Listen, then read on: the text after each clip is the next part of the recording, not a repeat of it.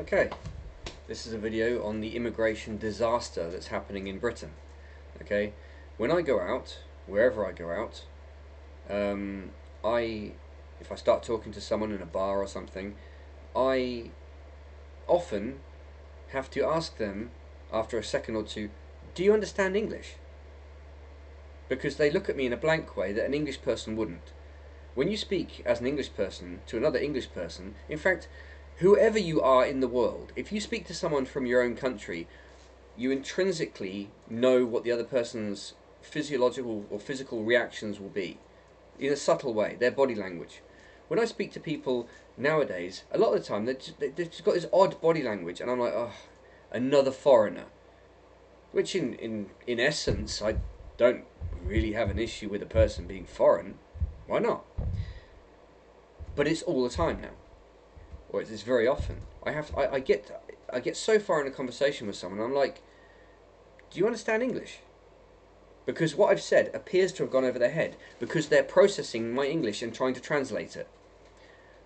So they'll say, yes, I understand, as if, and they're like, yes, in that accent, as if I'm wrong to ask them if they understand my language, which is a foreign language to them. All right? I'm tired of this. I'm tired of it. And I have every right and reason to be tired of it. Okay? This is my country and I love it. I love the people from my country. I like people from other countries. They have their countries to be in. I'm tired of having everyone else from everywhere in the whole world in my country. Someone's doing this. English people aren't doing it. English people would not do this to their own country.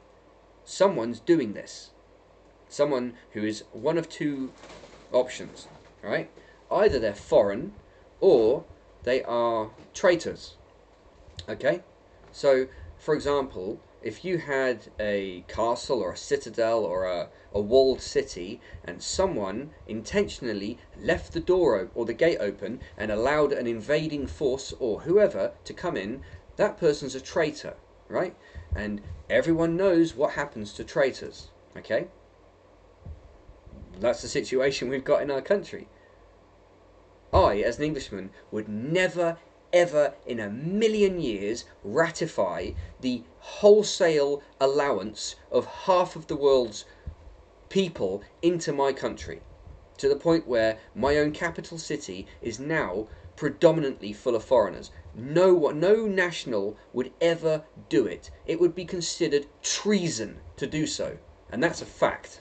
It would be considered treason to do so. Treason against the country. Alright? You can have people visit. You can have people, in some circumstances, migrating. But you don't have the ridiculous numbers that we have. It's absurd. Now, there are people, internationalists, right, who want the world to be a big, jumbled, mixed up mess so that they can control it. They hate the idea of people having their own countries that they're proud of and that they support. They hate the idea of people having their own cultures, and so they're trying to create a situation whereby I would say most Western countries, because that's where these people want to go to, are overrun completely with people who do not come from that culture, so that the people in those countries think, well, hang on, my country's been overrun. Now think about it. If the volume of foreign people who are in our country now had happened under in a war situation, it would be considered the most massive invasion and the most massive threat ever. But because they are economic migrants, it's all okay. Well, it's not okay. I say it's not okay. I'm not alone. I know millions of other people in my country agree with me. Millions. Not a few hundred, not a few thousand, not tens of thousands, not hundreds of thousands, but millions. And I know this because every time I talk to someone else, every single time I talk to someone else who's an Englishman, they all go, yeah, immigration's a problem. Now, that's 100% of the people I talk to. Not one single person in this country says, immigration is not a problem. Even people who have foreign spouses say to me, yeah, immigration's out of hand. 100% of the people I talk to. Now, I don't know how many Englishmen there are in this country. At a guess, I'm going to say 70 million.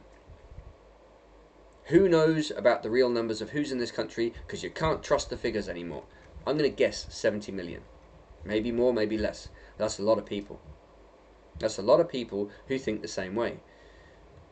Even if half of them felt that way, that would be 35 million people. We've got a problem in our country, an enormous problem, and some people are behind it.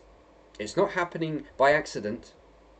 This level of immigration could not happen by accident. It's intentional, and it's being done to Britain by people who have no interest in this country and have no business making the sort of decisions that are having this effect upon our country. So what do? Somehow we have to handle this problem. Now, one way or another, I believe that half, at least, of the people who have migrated to this country need to leave. That's my opinion. I don't think I'm alone in that opinion. It's my opinion, and I'm free to have my opinion, and it's a valid opinion.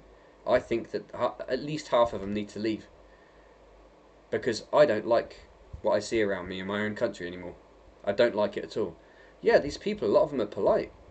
Fine. But they've got their own countries to be polite in. I don't want to see my country subsumed with millions and millions of foreigners. I don't want to see it. No one would want to see it. And every time I speak to a foreigner about this issue, you know, in a genial manner, I say, what would it be like if you were in, say, I don't know, let's say a Nigerian person. If I said, how about in Lagos, right? If the majority of people in Lagos weren't Nigerian, they'd be like, oh, it's unthinkable. Yeah, we've got a lot of foreigners there, but no, that would be crazy. Well, that's what's happened in London. Imagine if you went to, I don't know, what, another capital city, say, what's the capital of Thailand? Bangkok. What, most of the people in Bangkok are not Thai? I don't know, I don't think so. I would imagine the Thai people would find that unthinkable. Well, why are we allowing it? How on earth are we allowing such things? I'll tell you why. Because we've been hoodwinked and we've been conditioned to believe, not in our own country, but in this weird global fantasy. And it is a fantasy. And that fantasy is exemplified by this, right? A lot of countries in the Middle East have fallen apart, right? Because of intervention by Western powers. And all those people, these displaced people, are now in our backyard.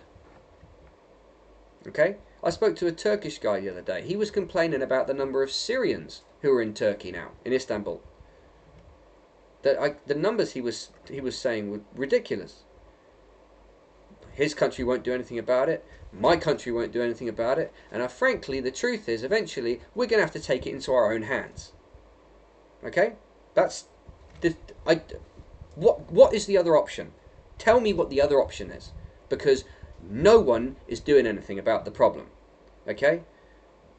If my neighbour starts putting trash in his garden for weeks and weeks and weeks, and it becomes a mountain, and the local council won't do anything about it, eventually I'm going to clean it. Okay? Now, I'm not saying that every foreigner is trash at all. But the point is, when there's a problem, it needs solving. We have a problem in our country, in Britain. Other countries are suffering the same problem. And it's because we've been conditioned into this, ooh, we can't say anything nonsense. We can't live like that anymore. We have to stop living like that. We have to actually take control, take charge of our countries. Start speaking up, speaking out. And sorry ladies, but feminism has done a hell of a lot of damage. A hell of a lot of damage. Right? It's meant that people are so concerned, about what they say, instead of actually being upright, strong backboned men. I'm sorry ladies. This situation is not going to be fixed by women. It's going to be fixed by men. Alright? We love you, but you're just going to have to watch and stand by. And we'll fix this. Alright? I don't have an intrinsic problem with foreign people. I love them. I've got no problem with them. I would happily... I speak several languages. I've got no problem with foreign people at all. But they have their own countries. We don't need them in our country. Our country is for us. If we have visitors, so be it. But we have people who are never, ever, ever going to leave. and it makes us uncomfortable. It makes us uncomfortable. And our government's like, we can't say anything, because our government is also hoodwinked by this globalist nonsense. And there are people plotting a global situation for humanity, and I'm sorry, it's not going to happen. It's not going to work. It can't work, because you would only be able to institute it by completely and utterly undermining everyone and making everyone into this weird mass. And I won't do it. And I know most other people won't do it either. People's cultures are very, very important to them. The people who come here, their culture is important to them. They don't just drop their culture at the door. They can't. It's part of them. They might be polite as visitors, and that's fine. But they can't just abandon who they are. It doesn't happen. It doesn't work like that. That's not how humanity works. And it's not how this situation is going to work. Well, there is no such thing as multiculturalism. All you have is tiny little enclaves in the host country which are not anything to do with the host country's culture at all. And all the people in that country have to walk around these little enclaves. Everyone knows it. And I don't want to live like that. I don't want my country to be like that. My country is England. We have enough different types of English people in England already. Thank you very much. But we're all intrinsically English. I don't like this nonsense, and it's got to be stopped. It has to be reversed as well. So all the globalists who think, we've made big inroads into creating this mess of a society, I'm sorry, it's not going to last, okay? And I don't mind helping those people to resettle back where they came from, all right? I don't want to be mean to them. And most of them would happily go home, happily. They're just, a lot of them are sitting there thinking, how are the English people allowing this? That's what they're thinking. How are they allowing this? Well, I'm just going to take advantage as long as I can. Fair enough. If I was in their position, I'd do the same thing. However, when we get in control of our country again, which we will, all those people are going to have to pop off back home with a friendly wave and a handshake. Because, it's not about making enemies of them, but we have to get control of our own country. Just as they would. They wouldn't want lots and lots of people from foreign countries in their country. It's incredibly uncomfortable, and that's why I'm making this video. There's nothing wrong with a single thing I've said. Nothing. Yet there are people who would try to imply that there's something wrong with what I've said. No, there isn't. Not at all is there anything wrong with anything I've said. Nothing. I've been very careful. But I've said the truth. This is exactly how I feel, and it's exactly how millions of other people here feel. And I'm tired of it. I'm not just going to close my mouth and pretend it's not happening. I'll speak up. Because we have to have courage. Because we are a courageous, strong people. And people before me have stood up and said things that they were worried about saying, so that I could enjoy the country that they left behind. Well, I'm not going to dishonour them by just pretending this problem isn't happening. Whatever you're involved with, whether it's a family, whether it's a business or a country, you are responsible for protecting it from threats, even creeping insidious threats like this globalism garbage. That's the creeping threat that we're facing right now, and that needs to be stood up against and repelled and fought against tooth and nail. In previous generations, people literally fought physically tooth and nail to protect our country. Well, I'm not going to dishonour them by allowing this nonsense to continue. There you go. That's my statement on this situation. It's completely and utterly valid and true.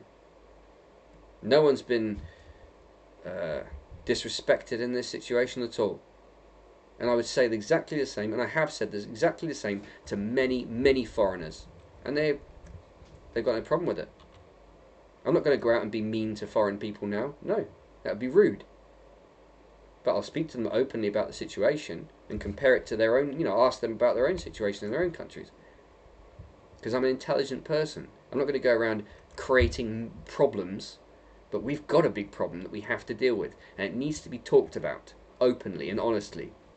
Then we can deal with it. Hiding and, being worried about what you do or don't say, that's not going to solve the problem. So, to all the foreign people here, have a nice day. I hope most of you leave. And that when you get home, you're happy.